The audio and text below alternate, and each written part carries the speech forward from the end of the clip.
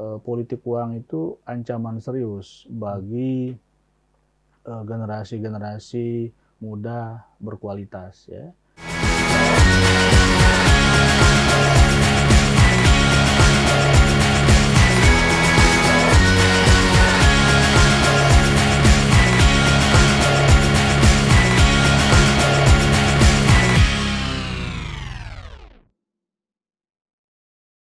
Halo Tribuners, kembali lagi di Bincang Tribunlombok.com bersama saya Wahyu Widiantoro. Tribuners, Pilkada serentak akan digelar pada 27 November 2024. Saat ini sudah dimulai tahapannya sampai nanti ke pemungutan suara dan penghitungan suara. Tentu di setiap tahapan ada kerawanannya. Lalu seperti apa mitigasinya? Nah, sudah hadir bersama kita di sini Ketua Bawaslu Provinsi Nusa Tenggara Barat, Bapak Itratip, atau yang akrab kita sapa Kak Atip. Selamat datang Kak Atip, gimana kabarnya Kak Atip? Alhamdulillah baik, sehat. Gimana apa ini? Yuk, alhamdulillah ini kita lagi habis kemarin udah dicoklit juga ini. Oh iya, harus rumah. itu. Apa lagi sibuknya nih Pak Ketua? Ya, saat ini sih memang sedang tahapan coklit ya. Artinya jajaran kita di Panwas Desa, Panwasam, Bawaslu Kabupaten Kota, bahkan kita di provinsi ikut aktif melakukan pengawasan terhadap proses coklit yang sedang berjalan. Termasuk juga di dalam proses yang sudah berjalan ini, kita di Bawaslu Provinsi juga sudah melakukan ya evaluasi terhadap pelaksanaan coklit di lapangan. Dalam evaluasi itu kita mengevaluasi soal prosedur coklit apakah sudah dijalankan atau tidak gitu ya. Yang kedua soal ya substansi. Substansi itu menyangkut tentang apakah nama-nama yang ada di DPT itu di data itu sudah sesuai dengan ketentuan atau tidak. Misalnya ada yang sudah meninggal tapi masih ada di dalam data, maka itu yang dikeluarkan. Atau misalnya ada juga anggota keluarga ya yang terdaftar di KK yang belum pada pemilu kemarin misalnya belum berusia 17 tahun, maka sekarang kita pastikan yang bersangkutan harus masuk. Nah, hal-hal inilah yang menjadi fokus kita sehingga Bawaslu dalam proses coklit ini sangat concern ya untuk mengawal hak pilih, menjaga hak pilih, memastikan setiap warga negara yang memenuhi syarat sebagai pemilih itu harus masuk di dalam pencoklitan sekarang. Ya. Yang kami dengar kemarin dari temuan Bawaslu itu ada beberapa pantarlih yang malah pakai joki nih Pak Ketua. Seperti apa itu? Dan apa dampaknya kalau itu tidak dilakukan sesuai ketentuan? Ya. Dalam proses pengawasan ya yang dilakukan oleh teman-teman Panwas Desa dan Panwasam itu tidak semuanya bisa dilakukan secara melekat gitu loh, karena jumlah pantarlih itu ada 2 orang ya per TPS, sementara jumlah Panwas kita kan hanya 1 orang per desa. Bisa jadi di satu desa itu bisa ada sekitar ya 10-20 ya. TPS bahkan lebih tidak mungkin. Oleh karena itu teman-teman Panwas Desa itu melakukan uji petik. Uji petik itu mendatangi ya ke kakak lah atau warga yang dinyatakan sudah dicoklit, lalu menanyakan prosedurnya. Apakah yang datang ke rumah Bapak Ibu itu adalah si A, ya kan, sesuai dengan nama pantarlih yang bertugas di situ. Oh ternyata bukan, misalnya bukan si A tapi si B gitu. Nah ternyata si B ini tidak terdaftar sebagai pantarlih di situ. Nah itulah yang kemudian dibahasakan sebagai joki. Nah hal-hal seperti ini tentu saja di level Panwasam ya, dan Bawaslu Kabupaten Kota sudah merekomendasikan ke KPU untuk melakukan perbaikan terhadap temuan-temuan yang ditemukan oleh teman-teman Bawaslu di lapangan gitu loh. Jadi ada juga temuannya yang misalnya pantarlihnya ini ngumpulin orang di rumahnya misalnya Ya. gitu, bukan mendatangi. Bagaimana Betul. itu Pak Ketua? Ya memang secara prosedur ya, yang harus dilakukan oleh Pantarlih itu kan mendatangi ke rumah warga. Karena apa? Karena di situ ada penempelan stiker. Ah, ya. Misalnya saya itu sudah didatangi ya oleh Pantarlih ya, di situ. Jadi setelah kita diminta menunjukkan KTP KK untuk mengecek nomor kita yang ada di situ dan berapa jumlah anggota keluarga kita di KK, mana saja yang memenuhi syarat ya sebagai pemilih, maka itu yang dilakukan perbaikan di data. Nah, kalau itu dikumpulkan tentu saja itu melanggar prosedur gitu loh, sehingga tidak bisa cara-cara seperti itu diteruskan. Karena sekali lagi Pantarlih itu selesai melakukan pencoklitan, itu mereka akan langsung melakukan penempelan, ya kan, stiker di rumah-rumah warga. Itu sebagai bukti bahwa ya Pantarlih itu betul melakukan coklit di situ, betul mendatangi warga dan betul melakukan apa yang harusnya dilakukan di sana gitu loh. Nah, harapan kita sih hal-hal seperti itu tidak terulang lagi. Gitu ya. Melihat ini baru satu tahapan Pak Ketua. Sebenarnya kalau dari Bawaslu sendiri, mulai dari pengawas di TPS, Panwascam sampai ke provinsi, berapa sih keseluruhannya personil yang dikerahkan di pilkada lah paling tidak? Ya, kalau Panwas Desa itu kan sejumlah desa yang ada di NTB ya, karena satu Panwas Desa per desa gitu loh, satu Panwas per desa. Kedua, kalau Panwascam itu kan ada 3 orang komisioner Panwascam di seluruh kecamatan yang ada di provinsi NTB. Nah, untuk TPS ini kan belum kita rekrut ini. Kita juga masih menunggu keputusan final berapa jumlah TPS di pilkada sekarang. Kalau kemarin di pemilu 2024 itu kan ada sekitar 16.000 lebih ya pengawas TPS kita yang tersebar di seluruh TPS yang ada. Tapi pada prinsipnya satu TPS itu akan ada satu pengawas TPS-nya. Nah, pengawas TPS ini akan dilantik 27 hari sebelum hari pencoblosan. Nah, sekarang ini kan masih lama ya, jadi rekrutmen pengawas TPS itu belum kita laksanakan. Tetapi keberadaan Panwas Desa kita sekarang ini meskipun jumlahnya terbatas dengan model pengawasan yang sudah dirancang dengan baik, maka kita bisa meminimalisir lah ya dugaan-dugaan kekeliruan pelaksanaan prosedur dan substansi pada saat pelaksanaan coklit. Oke, baik. Kalau dari pemetaan sendiri nih, Kak Atip, pemetaan untuk dari Bawaslu soal kerawanan di pilkada ini, apa saja itu, Kak Atip? Kalau kita mengacu pada parameter indeks kerawanan pilkada 2020 ya, ada 4 parameter yang dinilai. Yang pertama soal sosial politik ya. Nah, sosial politik itu variannya beragam, sub-subnya itu beragam. Satu misalnya soal keamanan, ya kan? Kemudian soal netralitas di situ ya. Kemudian penyelenggaraan netralitas penyelenggara pemilu. Nah, yang kedua pemetaan kita itu dimensi penyelenggaraan pemilu yang adil ya, yang adil. Nah, penyelenggaraan pemilu yang adil itu nanti sub-subnya juga ada gitu ya. Misalnya soal apakah ada PSU seperti itu tuh ya kan, ini kan yang akan kita analisis kembali pada pemilu kemarin itu berapa PSU yang terjadi di NTB, penyebarannya di kabupaten mana saja, di kecamatan, di desa, dan di TPS mana. Nah, itu kita akan analisis apa yang menyebabkan terjadinya PSU di situ.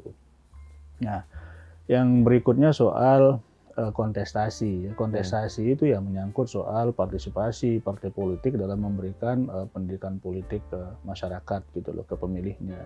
Termasuk juga soal isu-isu ya yang muncul pada saat kampanye dilaksanakan.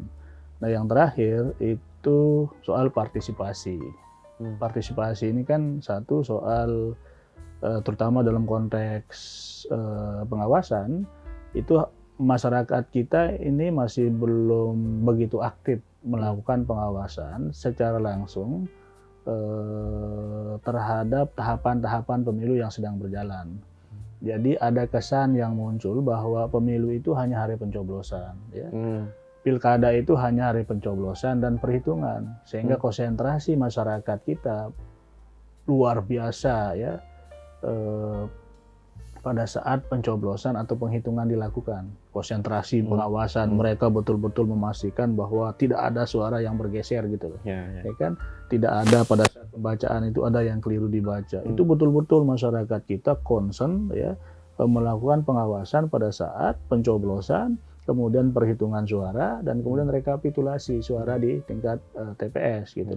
Tetapi masyarakat kita itu hampir tidak banyak yang melakukan pengawasan seketat itu di tahapan-tahapan sebelum pencoblosan itu dilaksanakan. Kan ada masa tenang, apakah di masa tenang itu ada kegiatan-kegiatan money politik atau kampanye yang dilakukan oleh paslon, timnya dan seterusnya. Kemudian masa kampanye apakah ada money politik, kemudian hoax, ya, kemudian ada SARA dan seterusnya. Kemudian dia di tahapan termasuk di tahapan pendaftaran misalnya, masyarakat kita tidak banyak misalnya mau menginformasikan ketika mereka mendapatkan informasi bahwa ada calon yang diduga menggunakan ijazah palsu misalnya.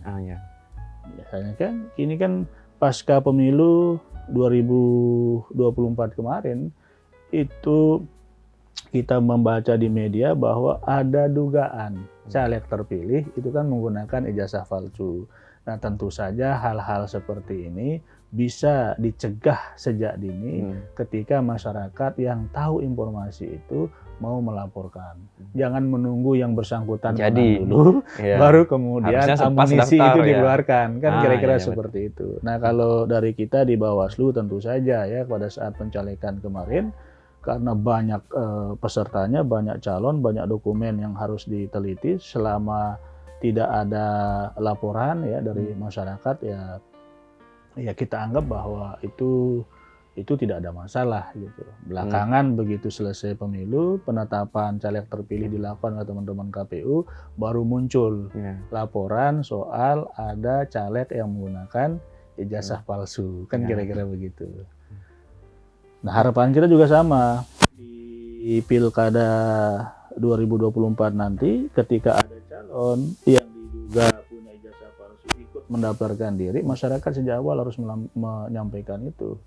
Mungkin Wahyu pernah mendengar pasca Pilkada 2020 itu kan pernah muncul juga, ya, ada dugaan ijazah palsu yang digunakan oleh bupati terpilih, kan kira-kira begitu, ya. Artinya jangan sampai ada motif yang lain gitu, kan? Betul. Dalam rangka mewujudkan pilkada yang adil tadi itu. Ya, kalau dari Bawaslu, Kak Atip, ada nggak isu utama yang menjadi kerawanan? Karena mungkin dalam pembacaannya Bawaslu barangkali pilkada ini karakteristiknya sendiri, gitu, betul. Dibandingkan pemilu yang lalu. Ya. Betul, ya, ada perbedaan tantangan antara pemilu dengan pilkada.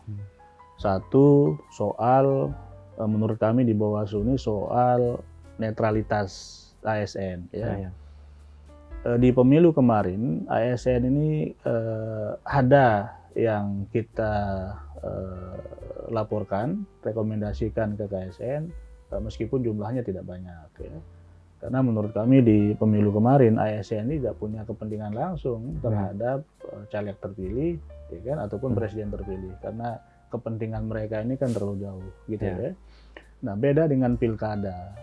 Bayangkan di pilkada sekarang ini belum mulai pencalonan, belum mulai penetapan calon, kan ada sekitar 10 ASN yang sudah kita laporkan ke ASN. Ya, motifnya sebagian besar mereka mau sebagai kontestan pilkada, kira-kira begitu. Nah, ini yang kami anggap agak rawan soal netralitas ASN karena ada persepsi yang muncul di kalangan ASN bahwa pilkada ini merupakan pintu atau jalan tol untuk menaikkan karirnya. Ya.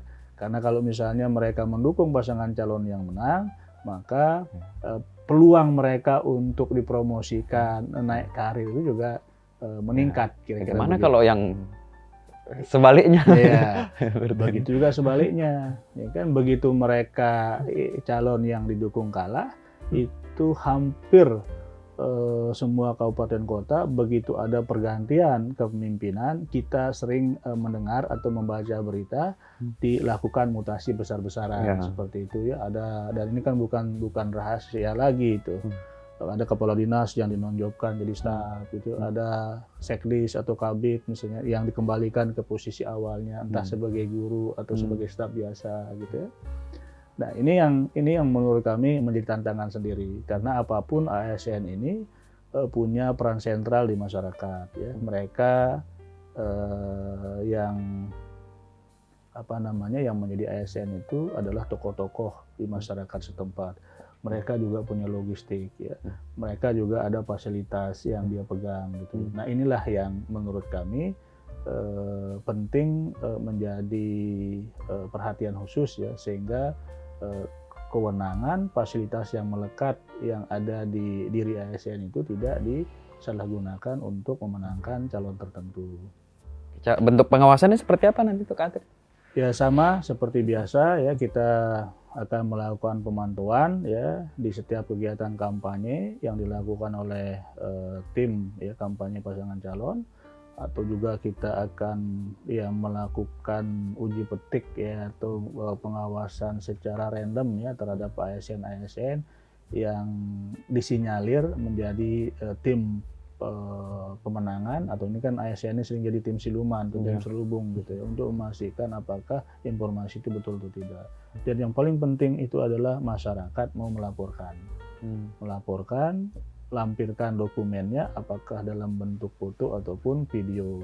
Nah, itu soal ASN. Yang kedua, soal karakteristik berbeda tadi ya.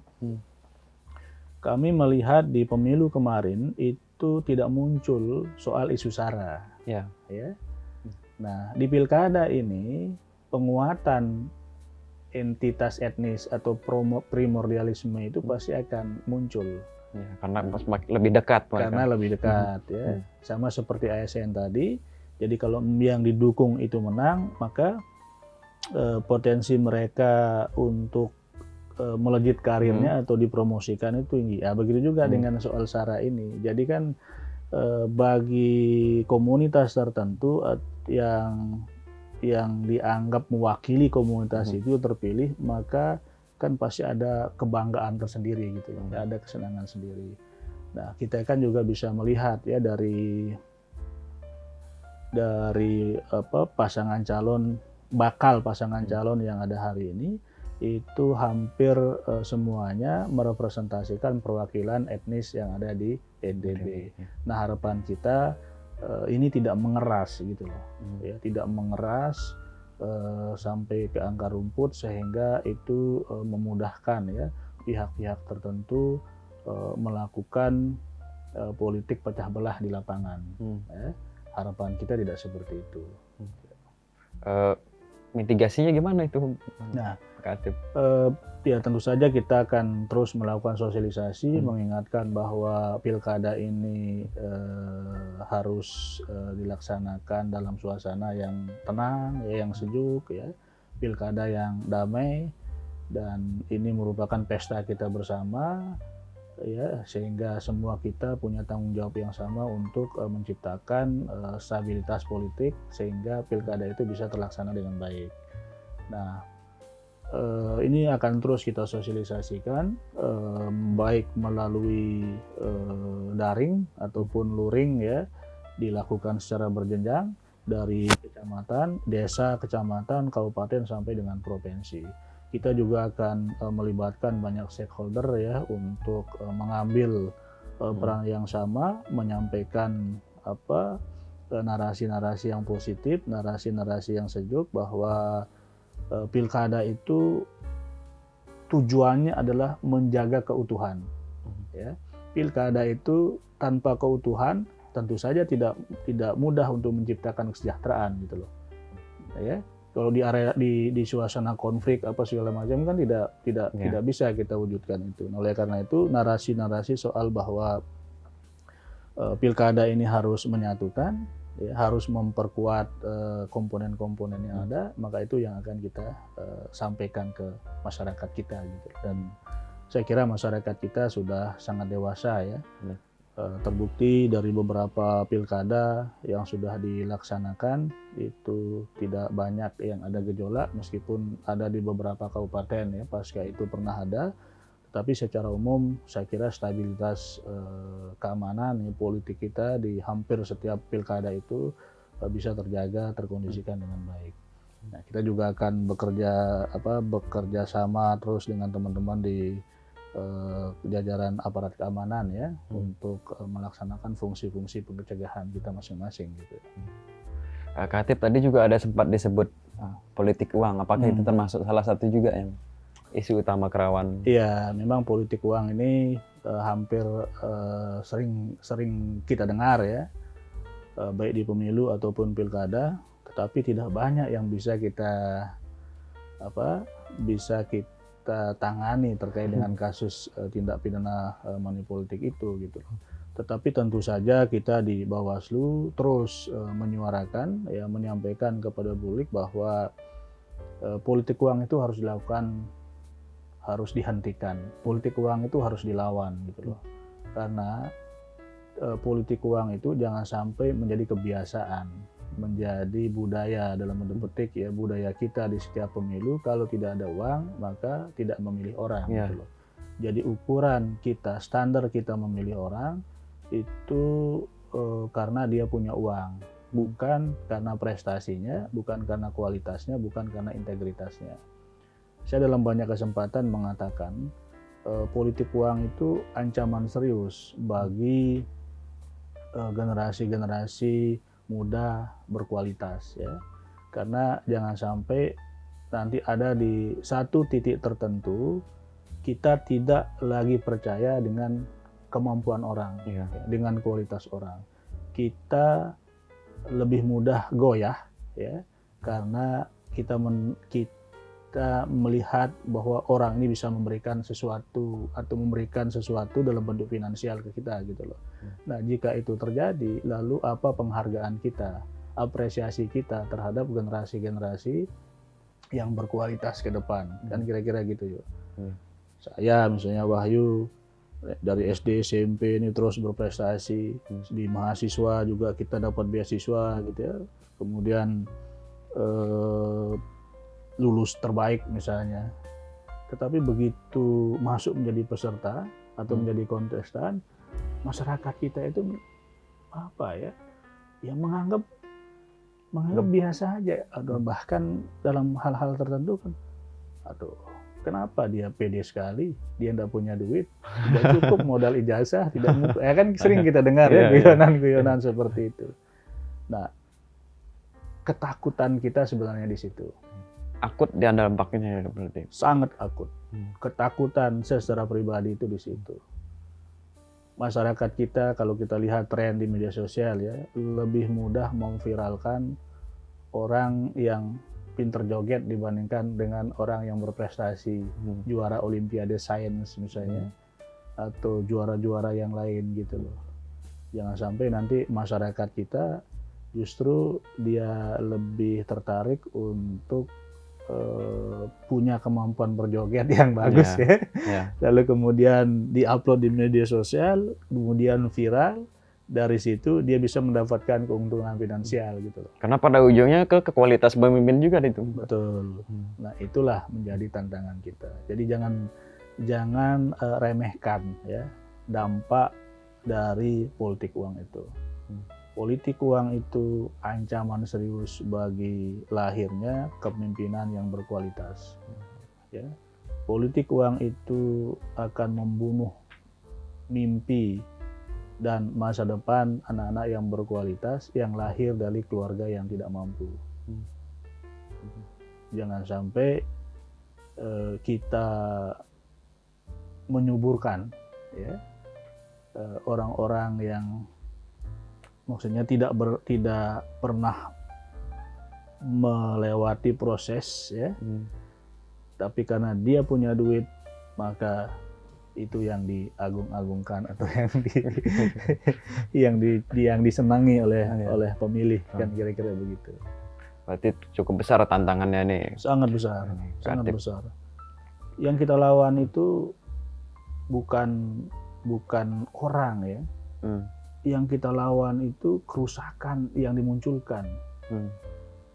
Yang kita tentang itu perilaku money politik itu yang bisa mengancam dari lahirnya kepemimpinan yang berkualitas ya, dari generasi-generasi hebat, tetapi karena mereka tidak punya duit ya, tidak punya uang, lalu kemudian tidak bisa bersaing secara sehat gitu loh. Baik, nah Kak Atip, tadi kan ada soal netralitas, kemudian politik uang. Dalam hal penanganannya misalnya seperti apa itu Kak Atip? Bila mana dia misalnya ASN lah, tadi ke KASN misalnya disanksi administratif. Nah, bila mana kemudian ke pidana misalnya. Gitu, Kak Atip. Kalau ASN itu kan masuk kategori pelanggaran undang-undang lain ya. Nah, Bawaslu ini hanya kewenangannya itu hanya sampai merekomendasikan ke KSN. Dan nanti KSN yang akan memproses lebih lanjut ya, apakah laporan atau rekomendasi Bawaslu itu memenuhi unsur pelanggaran kode etik bagi yang bersangkutan atau tidak gitu loh. Jadi sekali lagi Bawaslu itu tidak punya kewenangan untuk memutuskan apakah ASN itu melanggar kode etik. Nah, ini penting ya. Nah, yang kedua menyangkut tindak pidana pemilu. Tindak pidana pemilu, baik itu di pemilu ataupun di pilkada ini, pembahasannya dilakukan oleh Sentra Gakumdu. Nah, Sentra Gakumdu itu unsurnya ada Bawaslu, kepolisian, dan ada kejaksaan. Sehingga penanganannya itu ya dilakukan sesuai dengan peraturan perundang-undangan. Nah, itu yang harus dipahami juga oleh publik gitu loh, bahwa ketika ada dugaan tindak pidana pemilu di lapangan, yang membahas itu bukan hanya Bawaslu. Jadi Bawaslu itu hanya pada pembahasannya menyimpulkan ya bahwa tindakan ini pelanggaran administrasi. Kalau pelanggaran administrasi itu maka Bawaslu langsung yang akan tangani. Kalau misalnya pelanggaran tindak pidana pemilu itu pembahasannya akan langsung digeser ke Gakumdu. Ya. Kalau pelanggarannya kode etik, maka Bawaslu akan merekomendasikan ke DKPP gitu loh. Nah, itulah ruang-ruang kewenangan yang dimiliki oleh Bawaslu. Kak Atip, kalau ditarik contoh lah mungkin dari pilkada sebelumnya atau dari pemilu yang lalu lah, kita khusus ke tindak pidana pemilu yang banyak terjadi dan berpotensi misalnya seperti itu, Kak Atip. Ya, yang banyak terjadi itu bahkan di pemilu kemarin itu juga terjadi ya, terulang. Itu ada satu pemilih menggunakan hak pilihnya di 2 TPS gitu loh. Oh, begitu. Di pilkada 2020 itu kan kejadiannya pernah di Lombok Utara. Jadi ada satu pemilih itu menggunakan hak pilihnya di 2 TPS. Kan itu masuk kategori tindak pidana pemilu dan itu juga diproses sampai dengan pengadilan. Di pemilu kemarin juga ada kasus yang sama, kasus seperti itu ya. Nah, ini yang biasanya lebih mudah untuk diproses, dibuktikan ya, karena begitu ada saksi dari TPS A misalnya, TPS 1, oh betul tadi dia nyoblos jam sekian gitu. Nanti di TPS 3 misalnya, di desa yang lain misalnya, oh betul tadi sekitar jam 11 dia datang ke sini menyoblos karena dia punya surat undangan misalnya. Kan kira-kira begitu. Nah, itu yang sering terjadi ya pada saat pada saat pemilihan yang berkaitan dengan tindak pidana pemilu. Nah, di 2020 kalau menyangkut money politik itu hampir tidak ada ya, itu kalau melibatkan pasangan calon ataupun tim kampanye. Tapi yang banyak itu ya tadi soal pelanggaran netralitas ASN. Iya. Iya, itu soal pelanggaran netralitas ASN. Nah, saya kira itu sih. Kalau di pemilu kemarin money politik ada ya. Misalnya bagi-bagi tim kampanye itu dia bagi-bagi barang pada saat kegiatan kampanye gitu ya. Ada di proses juga seperti itu. Ada juga caleg yang bagi-bagi sembako gitu ya. Ada juga yang diproses gitu ya, seperti itu. Kak Atip, kita juga kemarin sempat merekam ya, mungkin ada beberapa kejadian lah yang terkait pelanggaran pemilu. Pada pokoknya, misalnya ketika unsur penyelenggara, pengawas, saksi tidak saling bekerja sama atau tidak saling kong kali kong, tentu pelanggaran itu tidak akan terjadi begitu, Betul, Kak Atip. betul. Bagaimana Kak Atip melihatnya? Ya memang itu sangat kompleks ya. Penyelenggara kita juga oknum penyelenggara kita juga tidak tertutup kemungkinan gitu loh melakukan kerjasama ya dengan caleg, misalnya kalau kasusnya caleg ya dengan caleg, kemudian dengan saksi, dengan oknum PPK gitu ya. Nah, untuk itu kami di Bawaslu pada saat rekrutmen Panwas Kecamatan kemarin itu tegas. Ketika ada Panwascam, oknum Panwascam yang diduga terlibat dalam pengaturan ya suara di pleno kecamatan dan bisa dibuktikan, maka kita berikan punishment. Itu tidak lagi direkrut sebagai Panwas Kecamatan gitu loh. Itu bisa dicek lah teman-teman di kabupaten itu sebagian besar ada. Nah, yang kedua yang kita lihat ternyata juga tidak semua mereka itu mau melakukan itu gitu loh. Misalnya kalau Panwascam ada 3 orang, belum tentu yang 2 ini mau.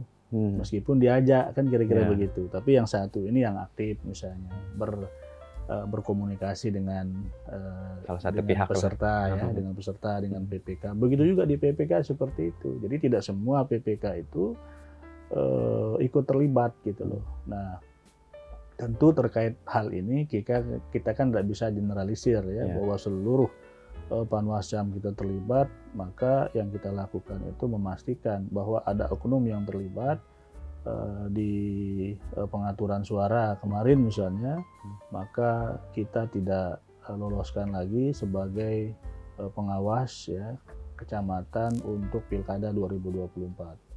Nah, jadi ini yang sejak awal kita lakukan mitigasi gitu loh. Harapan kita Panwascam yang terpilih itu adalah orang-orang yang punya integritas, orang-orang yang tidak mudah terbuai oleh rayuan ya, dan harus berani menolak setiap ada godaan atau rayuan yang dilakukan oleh peserta pemilu, apalagi besok Cakada ya, peserta pemilu kada. Gitu.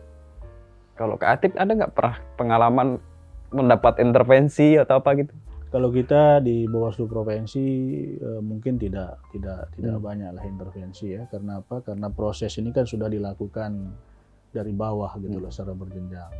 Rekapitulasi di tingkat TPS itu sudah dilakukan, lalu kemudian rekap di tingkat kecamatan. Nah, di tingkat kecamatan ini kan begitu data-data sudah selesai dilakukan rekap di situ kan lagi ada kabupaten kota gitu loh. Kalau provinsi ini kan sudah artinya proses ini kan sudah bersih lah kira-kira begitu ya. Ya meskipun ada kejadian misalnya di Lombok Barat kemarin ya. Tentu saja kita di Bawaslu itu melakukan evaluasi ya terhadap proses yang dilakukan oleh jajaran kita di kabupaten kota. Dan ketika ada yang masih masih mungkin dilakukan oleh kita di provinsi, maka itu yang kita lakukan. Nah, kalau kayak kabupaten misalnya pileg kabupaten kemarin itu kan di pleno provinsi kan sudah tidak dibahas. Jadi provinsi tidak punya kewenangan lagi pleno provinsi untuk membongkar itu gitu loh. Karena begitu ada yang masih merasa tidak puas dengan hasilnya, maka ruang konstitusionalnya kan sudah disediakan di MK gitu ya. Nah itu yang dilakukan oleh salah satu caleg kemarin di Lombok Barat kan gitu. Kok provinsi itu relatif sudah clear lah. Sudah clear. Sama juga nanti dengan di pilkada ya. Rekap pilgub ini kan dimulai berjenjang dia juga. Dari TPS, kemudian kecamatan, selesai kecamatan, kemudian kabupaten, ya kan provinsi tinggal mengetuk aja sebenarnya hasil pleno yang sudah dilakukan oleh jajaran di bawah gitu loh. Jadi ada yang mau, ada sih pasti ada lah ya yang minta bantuan tuh ya, tapi nggak bisa karena hasil pleno di di tingkat kecamatan kan sudah terbuka kan gitu. Itu dia Kak Atip dari intervensi itu, apalagi misalnya pilkada lah Kak Atip yang mungkin tadilah dengan kedekatan kayak gitu-gitu, tentu apakah itu potensinya lebih besar atau seperti apa dan bagaimana cara mengatasinya gitu Kak Atip? Ya, publik pasti akan mempersepsikan seperti itu gitu ya. Tapi yang harus disadari juga bahwa Bawaslu ini kan tidak bekerja di ruang tertutup gitu.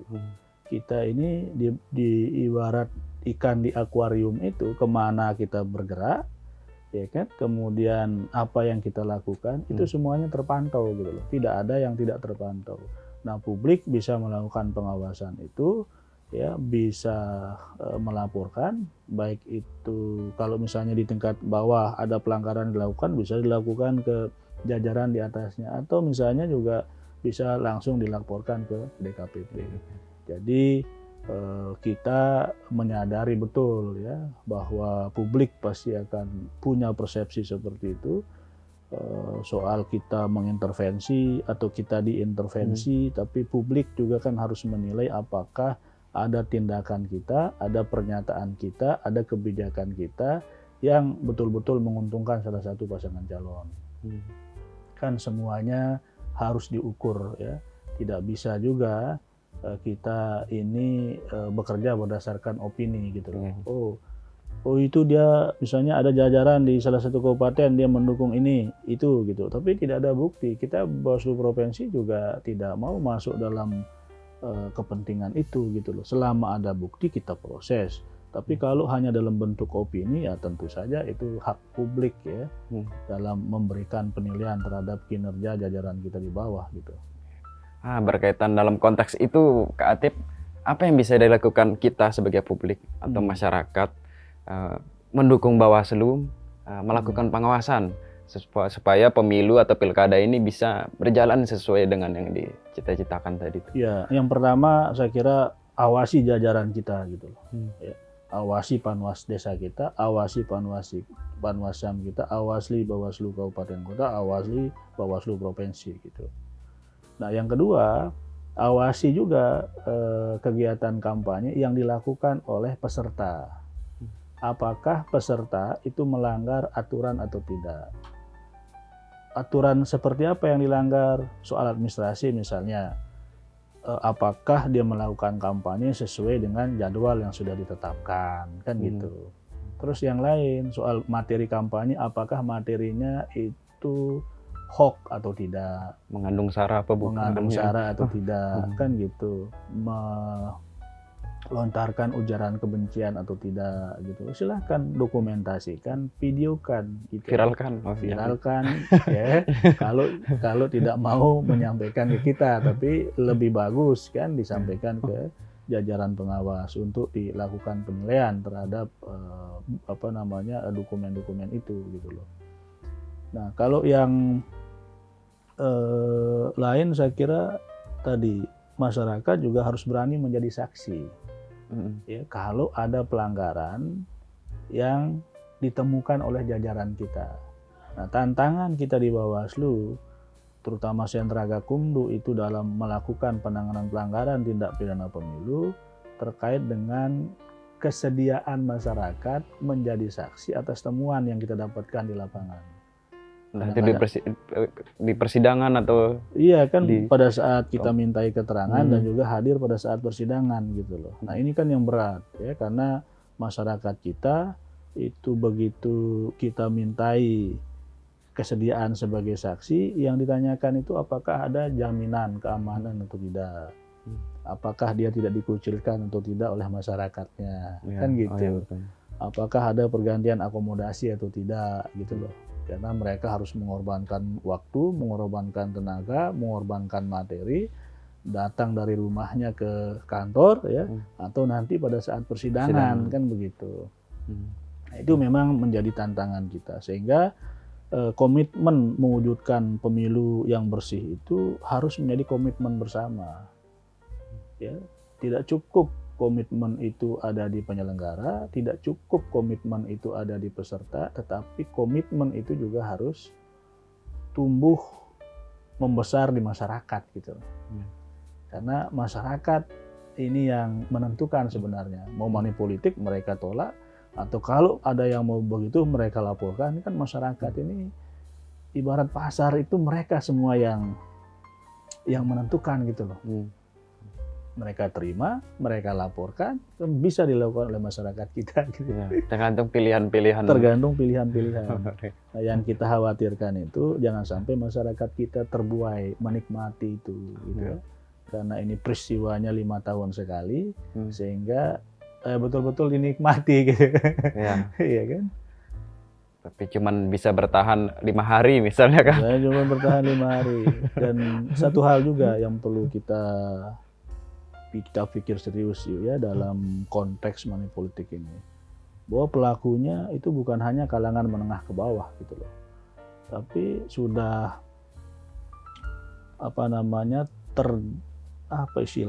terdiferensiasi mungkin ya, dalam bentuk kelompok-kelompok menengah ke atas gitu. Contohnya apa? Sesuai segmentasinya.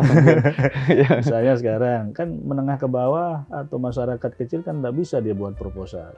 Ya. Nah, nanti akan kita temukan banyak modus-modus misalnya ya, akan ada banyak proposal sesuai dengan jumlah calon yang masuk ke wilayahnya. Balas jasa lah itu hanya, walaupun tidak di depan tapi di belakang. Jadi kan gitu ya, buat proposal, ada pasangan calon nih, ayo kita masukkan ini, diundang datang. Kalau misalnya terpilih nanti mau tidak membangunkan ini, atau mereka akan memilih kalau dia dibantu ini, itu kan bentuk-bentuk money politik gitu loh.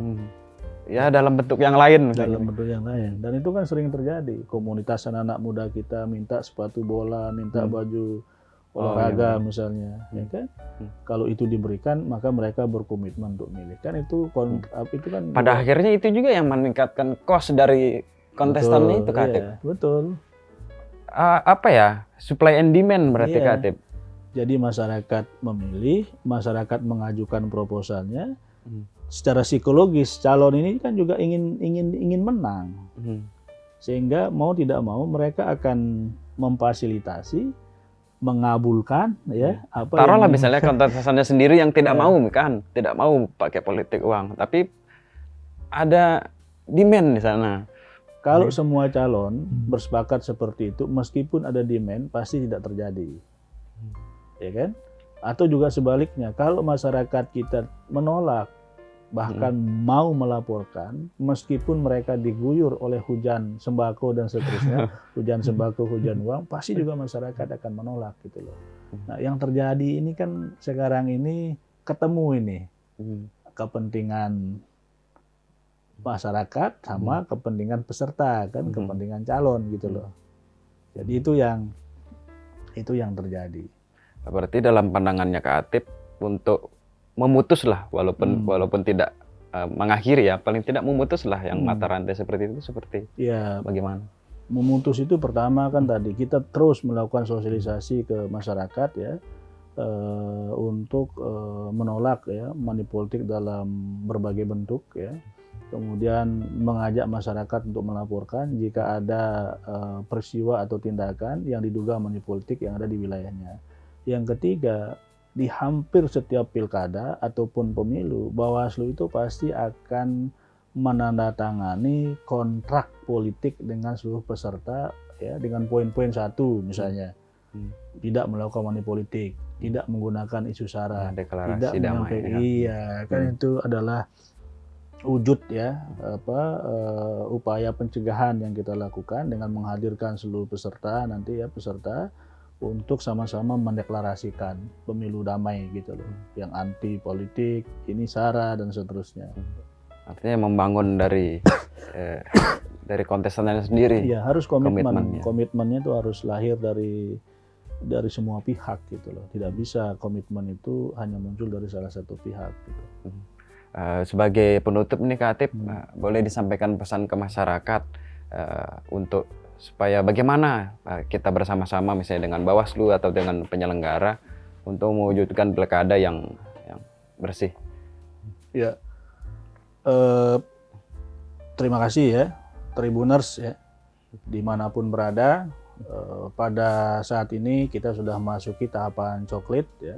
Tanggal 27-29 nanti ada pendaftaran pasangan calon, dan 27 November itu akan dilakukan pemungutan suara. Oleh karena itu, satu penting bagi Tribuners, masyarakat di seluruh Nusa Tenggara Barat ini yang sudah memenuhi syarat ya, sebagai pemilih untuk memastikan namanya nanti masuk di DPT ya.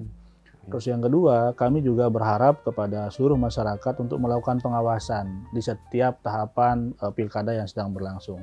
Sekarang ini tahapan coklit, harapan kami masyarakat melakukan pengawasan terhadap Pantarlih ya, yang melakukan coklit sekarang.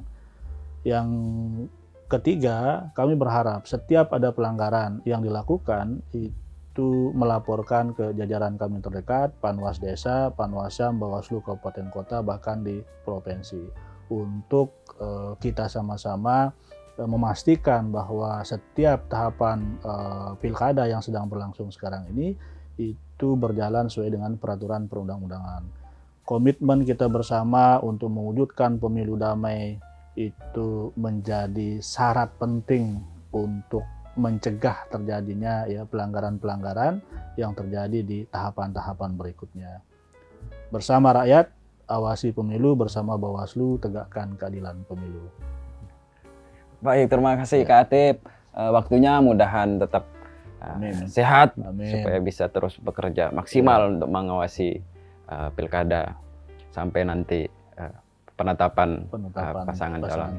Baik Tribuners, itu dia tadi sudah kita ulas bagaimana pengawasan dan bagaimana cara mitigasinya terhadap potensi pelanggaran yang di pilkada 2024 ini. Kita akan kembali ke Bincang Tribun Lombok selanjutnya di waktu dan lain kesempatan. Terima kasih, salam Mata Lokal Menjangkau Indonesia.